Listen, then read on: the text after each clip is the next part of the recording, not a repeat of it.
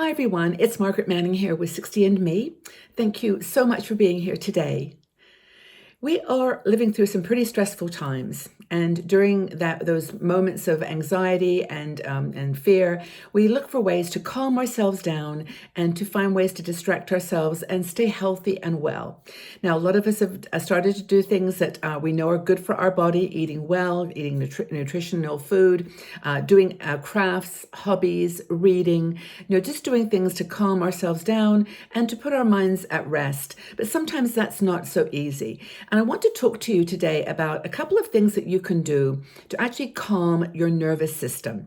And these are just a couple of practices that can be used to complement what you're already doing in ways, the ways that you've chosen to find peace and relaxation in your life.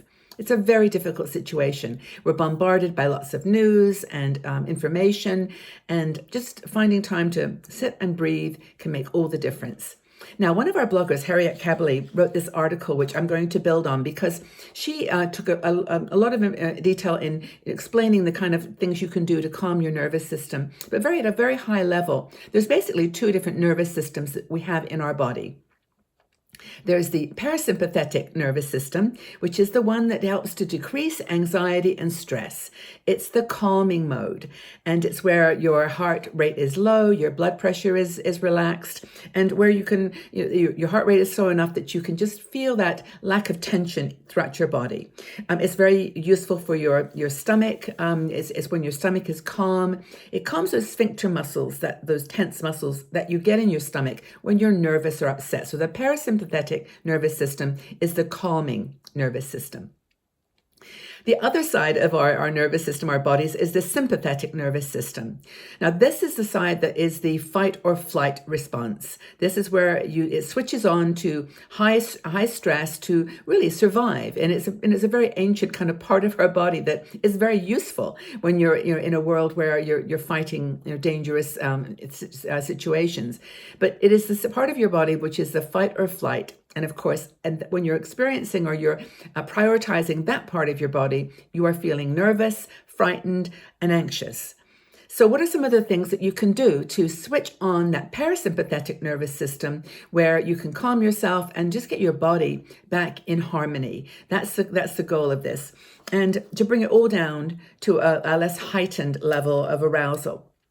So a couple of things that Harriet talks about, which I've actually used in my own journey here, I'm in the same journey as all of you, to stay well and healthy, is breathing. And, just taking in deep breaths and letting them out. Even that is helpful.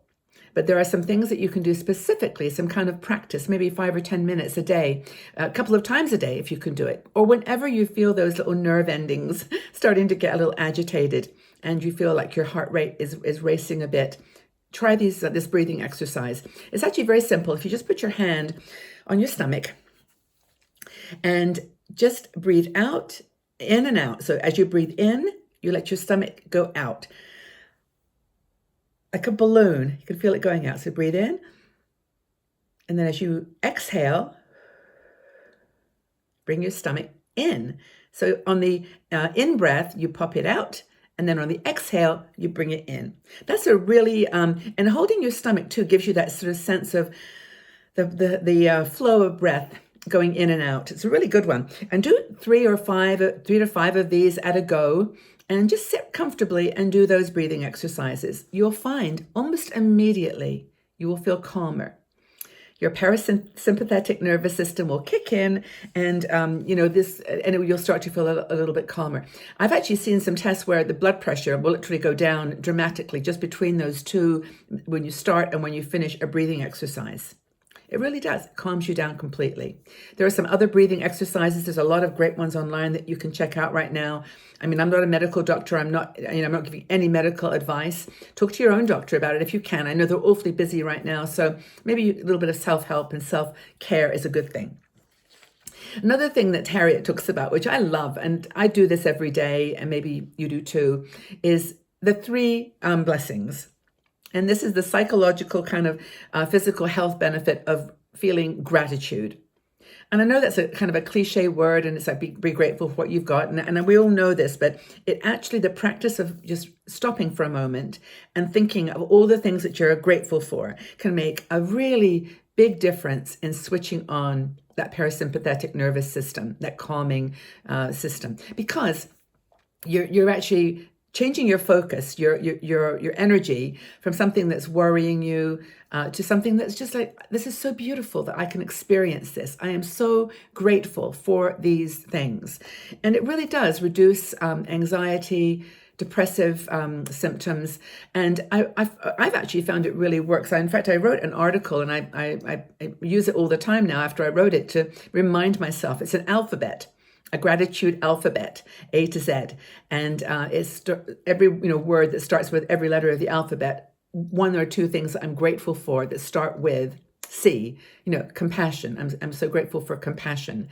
I'm so grateful for the caring of the health services, the people in the health services. So take a letter and just think of two or three words that that start with that letter. It's really cool. We're doing a daily show on Facebook now, Facebook Live, where we're talking about just the reality of the situation, get all our 60andMe sisters together.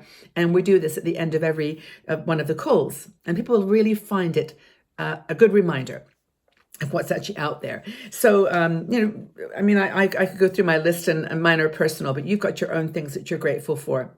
Maybe it's just the first name of your children or your grandchildren, or just things in your life that you are so happy that you have. And I think it then starts to calm you and realize that life is okay. It's going to be okay. So simple things make all the difference. A simple conversation with a friend, a simple meal shared even virtually with your family if you can't be close to them.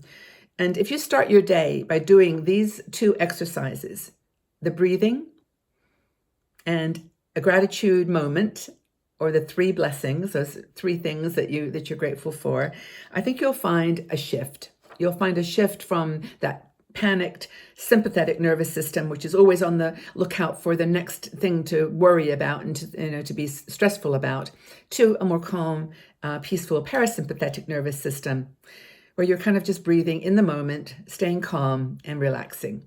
So I hope that these two things have been helpful for you. I'd love to know what's working for you now. What are you doing that's calming you down?